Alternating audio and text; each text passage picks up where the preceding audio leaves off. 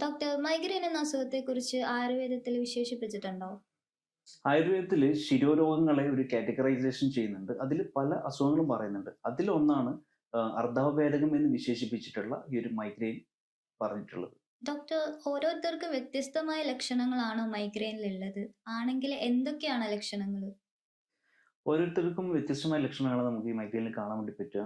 അതിൽ തലയുടെ ഒരു വശത്തായിട്ട് ഉണ്ടാകുന്ന തലവേദന, അതേപോലെ കണ്ണിൽ ഫ്ലാഷ് അടിയുന്ന പോലുള്ള ഒരു അവസ്ഥ, അതുപോലെ ഇയർ ബാലൻസ് നഷ്ടപ്പെടുന്ന ഒരു അവസ്ഥ, സൗണ്ടിനോടും സ്മെല്ലിനോടൊക്കെ ഉള്ള ഒരു അസ്വസ്ഥത പലരും കാണാറുണ്ട്.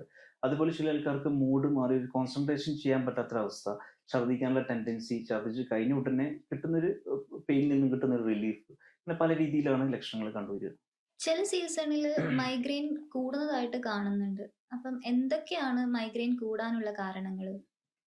മൈഗ്രെയിൻ പ്രധാനമായിട്ടും സ്ത്രീകളിലാണ് കണ്ടുവരുന്നത്. അവരുടെ കാരണം നോക്കുകയാണെങ്കിൽ ഹോർമോണൽ ഇംബാലൻസ് ആണ് അതിന് കാരണമായിട്ടുള്ളത്. അതേപോലെ തന്നെ കാലാവസ്ഥ വ്യതിയാനം, ഉറക്കം പ്രോപ്പർ അല്ലാത്തൊരവസ്ഥ, അല്ലെങ്കിൽ ബാഡ് ഫുഡ് ഹാബിറ്റ്സ് ഉള്ള ആൾക്കാരിലൊക്കെയാണ്, അതേപോലെ സ്ട്രെസ് അനുഭവിക്കുന്ന ആൾക്കാരിലൊക്കെ ഈ ഒരു മൈഗ്രെയിൻ ട്രിഗർ ചെയ്യാൻ വേണ്ടിയിട്ട് കാരണമായിട്ട് മാറും. മൈഗ്രെയിൻ കൂടുന്ന സമയത്ത് പെയിൻ കില്ലർ കഴിക്കുന്ന കുറേ പേരെ കാണുന്നുണ്ട്. ഇത് മാത്രമാണോ ഒരു സൊല്യൂഷൻ? അതോ ആയുർവേദത്തിൽ എങ്ങനെയാണ് ഇതിന്റെ ചികിത്സാ രീതി? അതെന്തായാലും ഒരു നല്ലൊരു ചോദ്യമാണ്. എന്ന് വെച്ചാൽ ഇവിടെ പല പേഷ്യൻസും ഒ പിയിൽ വരാറുണ്ട്. അവരിങ്ങനെ പെയിൻ കില്ലേഴ്സ് ഒക്കെ കഴിച്ചിട്ട് മടുത്തിട്ടുള്ള ആൾക്കാരാണ്. അപ്പം ആയുർവേദത്തിൽ നോക്കുകയാണെങ്കിൽ നമുക്ക് രോഗിയുടെ അവസ്ഥ അനുസരിച്ചിട്ട് ശമനം, ശോധനം എന്ന രീതിയിൽ നമുക്ക് ചികിത്സിക്കാൻ വേണ്ടി പറ്റും.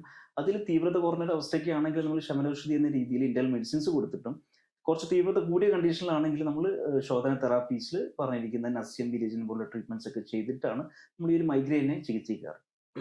നോർമലി ഒരു പെയിൻ കില്ലർ കഴിച്ചാൽ ഉണ്ടാവുന്ന റിസൾട്ട് തന്നെയാണോ ആയുർവേദ ട്രീറ്റ്മെന്റ് എടുത്താൽ ഉണ്ടാവുക? ഇല്ലെങ്കിൽ എന്തൊക്കെയാണ് അതിന്റെ അഡ്വാൻറ്റേജസ്? ആയുർവേദത്തിൽ പറഞ്ഞിരിക്കുന്ന ശോധന ചികിത്സ വഴി നമുക്ക് ശരിക്കും ഒരു ന്യൂറോ സൈക്കോളജി പാത്വേനെ കറക്റ്റ് ചെയ്യാൻ വേണ്ടിയിട്ടും, അതുവഴി മൈഗ്രെയിൻ എന്നൊരു അവസ്ഥയെ പ്രിവെന്റ് ചെയ്യാനും, അതേപോലെ ഇതിന്റെ തീവ്രത കുറക്കാൻ വേണ്ടിയിട്ടും അതിന്റെ ഫ്രീക്വൻസി കുറക്കാൻ വേണ്ടിയിട്ടും വളരെ സഹായകമാവും. കാലങ്ങളായിട്ട് ഇങ്ങനെയുള്ള മൈഗ്രെയിനെ നിങ്ങളൊരു പെയിൻ കില്ലേഴ്സ് വെച്ചിട്ടാണ് ഒരു പരിഹാരം കാണുന്നുണ്ടെന്നുണ്ടെങ്കിൽ, ഈ പറഞ്ഞിരിക്കുന്ന ആയുർവേദ ചികിത്സാ രീതി വഴി നിങ്ങൾക്ക് ഈ ഒരു പ്രശ്നത്തെ നല്ല രീതിയിൽ പരിഹരിക്കാൻ വേണ്ടിയിട്ടും, നല്ലൊരു ക്വാളിറ്റി ഓഫ് ലൈഫ് നിങ്ങൾക്ക് കൊടുക്കാൻ വേണ്ടിയിട്ടും സാധിക്കും.